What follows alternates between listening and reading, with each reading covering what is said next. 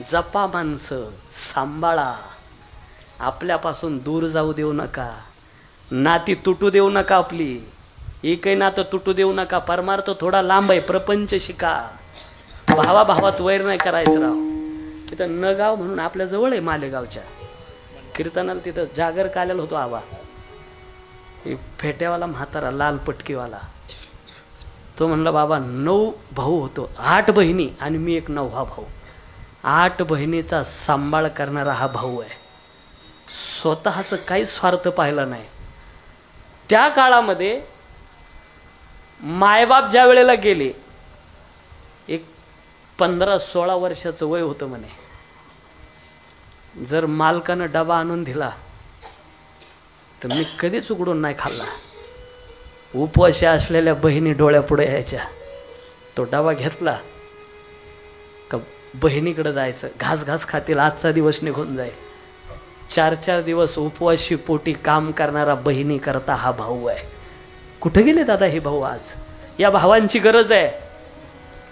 माझी विनंती आपल्याला या निमित्तानं, बहिणीनो, एका आईच्या उदरातून भाऊ आणि आपण जन्माला आलो. ज्या दिवशी तुमचे आईबाप जाताना तुम्हाला हक्काचा उंबरा चपला सोडायला फक्त तुमच्या भावाचा असतो. म्हणून हिस्सा नाही टाकायचा, प्रॉपर्टी नाही हिस्सा टाकायचा. बहिणीने आपल्या भावाच्या प्रॉपर्टीत 1-2 लाखाकरता कायमचा भाऊ तोडायचा नाही.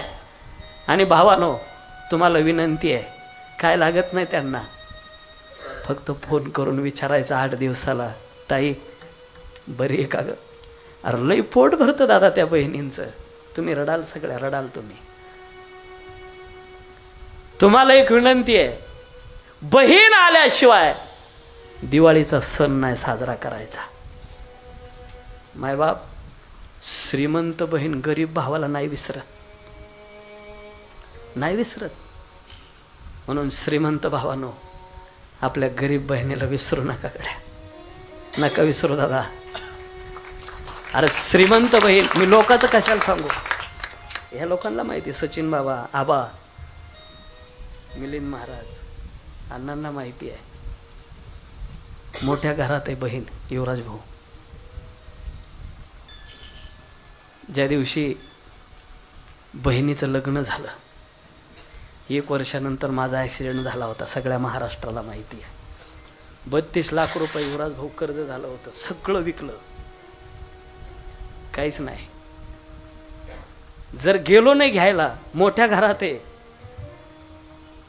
उसने पैसे घेऊन भाड्याला बहिणीला घ्यायला गेलेला हा भाऊ आहे. तिथं गेलो, बहिणीला इकडं आणल्यानंतर तिला कळालं की याच्या अजून दिवाळीचं सामान काहीच भरलेलं नाही, उद्या याची चूल पेटणार नाही, हा कसली दिवाळी करतो. पण येताना तिला माहिती होतं याचा प्रपंच फाटलेला आहे. बहीण काय असते ते सांगतो.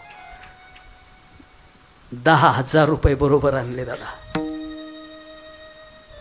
माझ्या समोर बसले आणि सांगितलं, मला माहिती आहे तू स्वाभिमानी, पैसे घेणार नाही, पण उसने देते. हे पैसे घेऊन तुझी दिवाळी कर, मला साडी घेऊ नको, लेकरं बाळ शिकताय, तुझा प्रपंच रस्त्यावर यायला नको, याची काळजी बहिणीला आहे ना. बहिणीच्या पैशावर दिवाळी करणारा हा भाऊ आहे दादा. 2 दिवस राहिली, निघाली बहीण. उधार साडी घेतली होती, हलकी होती, 500 रुपयाची. बहिणीने काय केलं अण्णा, ती हलकी साडीची घडी केली, बॅगमध्ये खाली दाबली, त्याच्यावरून दुसऱ्या साड्या टाकल्या आणि जाता जाता मला सांगितलं, येवल्याकडून चल. स्वतः जवळ 5,000 रुपये होते, त्याची पैठणी घेतली, तिथंच नेसते बहीण माझी. कोपरगावला गेल्यानंतर आमच्या ती सासूच्या पुढं जाते ना, असा पदर धरून दाखवते, माझ्या भावानं घेतली बरं का. मायबाप आपल्या पाठीमाग भावाचं नाव शाबूत ठेवते ना, तिला बहीण म्हणा दादा, बहीण म्हणा. विनंती आपल्याला, अहो बहीण लहानपणापासूनच संस्कारी असते दादा.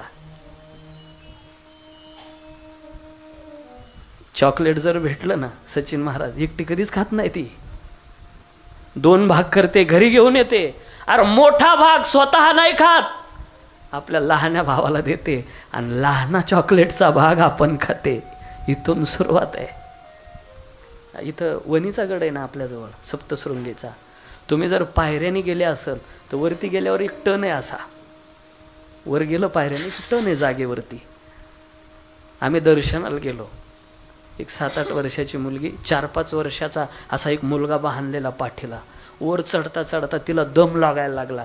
मी तिला म्हणलं, ए बाळ मी घेऊ का? त्याचा बोजा झाला तुला, मी घेतो ना. तिनं असं रागा पाहिलं. तिला वाटलं हा ओळखीचा ना पाळखीचा. वरती गेल्यानंतर त्या टनवर आम्ही गेलो. तिला बसायचं होतं खाली, पण तो असा लोंबलेला, बसता येणं. नाना काय केलं तिनं, असे हात टेकवले आणि अशी चढायला लागली. मी थोडा कवळ्या अंतकरणाचा माणूस राव, मला दुःख नाही पाहावत कोणाचं. माझ्या डोळ्यात अश्रू आले. मी म्हणलं, ए बाळ अरे मी लय लांबचा नाही, नाशिकचा, वरती गेलं का तुझ्याकडे देऊन टाकतो, बोजा झालाय त्याचा तुला. त्या मुलीनं दिलेलं उत्तर लय धारदार आहे मायबाप. आयुष्यभर एवढं उत्तर विसरू नका फक्त. तिनं सांगितलं, महाराज तुमचं मी 3दा ऐकलं का त्याचा बोजा झाला असेल, त्याचा बोजा झाला असेल, त्याचा बोजा झाला असेल. कसा बोजा होईल महाराज, तो माझा सक्का भाऊ आहे. घरी गेलो मायबाप आणि त्याच दिवशी डायरीत एक वाक्य लिहून ठेवलं, भाऊ किती वजनाचा असू द्या, बहिणीला भावाचा बोजा कधीच होत नसतो. या महाराष्ट्रातले आपण आहोत दादा. विठाला विठाला.